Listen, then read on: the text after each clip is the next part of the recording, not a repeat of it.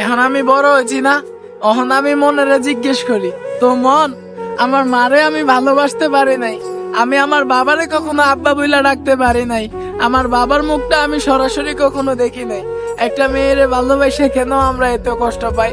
নারী ঘরে কইতে যাই, জান তোমারে ছাড়া আমরা বাঁচবো না, তুমি আমার জান, তুমি আমার জীবন।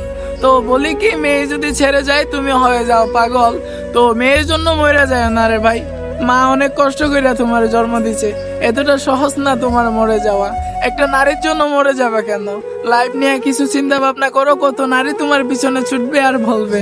তো আমার ভালোবাসাটা তুমি অ্যাকসেপ্ট করে নাও না, তখন তুমি বলতে পারবা আমি একটু বেজে আছি, তুমি পরে কথা বলো, এখন কথা বলার সময়টা তুমি পাইবা না।